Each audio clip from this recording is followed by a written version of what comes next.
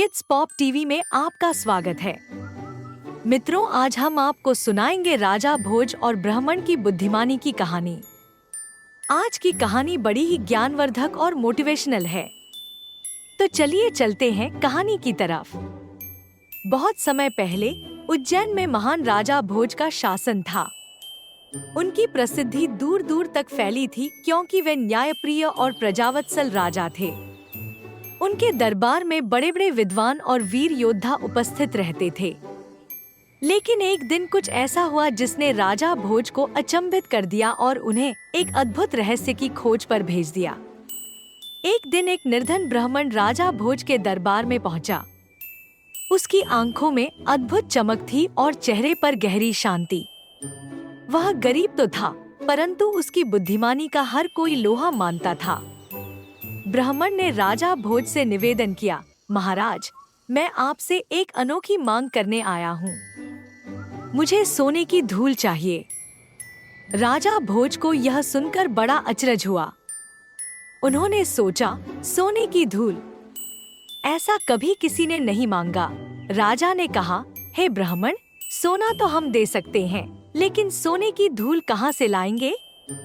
ब्राह्मण ने मुस्कुराते हुए कहा, महाराज, आपके राज्य के हर कोने में सोने की धूल फैली है, बस आपको उसे देखना आना चाहिए।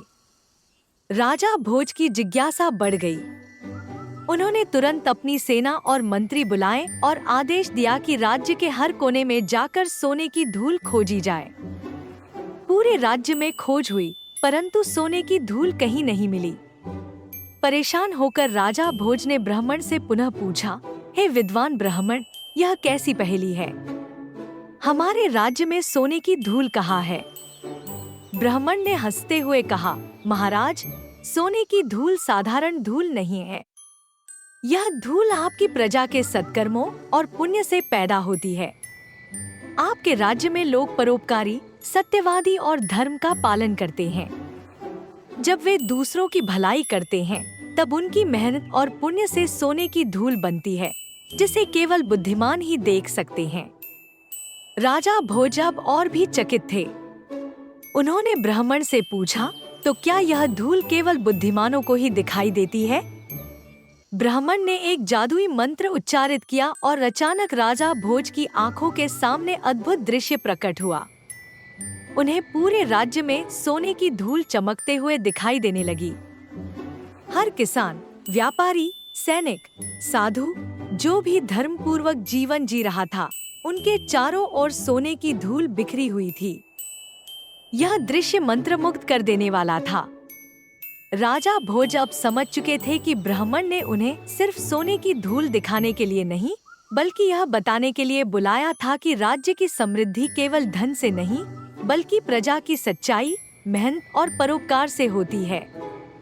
ब्राह्मण ने तब राजा भोज को एक अद्वितीय जादुई खजाना भेंट किया, ए सोने का कमल, जो तब खिलता जब कोई व्यक्ति पूरे हृदय से दूसरों की मदद करता।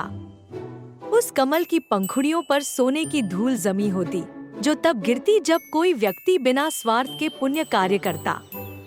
उस दिन से राजा भोज ने यह सुनिश्चित किया कि उनका राज्य न केवल धन धान्य से भरा हो, बल्कि लोग सच्चे दिल से दूसरों की सेवा करें। उन्होंने अपने दरबार में ब्राह्मण को अपने प्रधान सलाहकार के रूप में नियुक्त किया।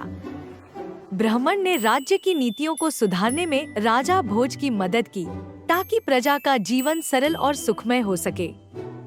हर दिन सोने का कमल खिलता और उसकी पंखुड़ियों से गिरती सोने की धूल से राजा भोज जान जाते कि उनके राज्य में कितना पुण्य हो रहा है। राज्य समृद्ध होता गया और राजा भोज का नाम दूर दूर तक और भी अधिक प्रसिद्ध हो गया। कहानी की सीख।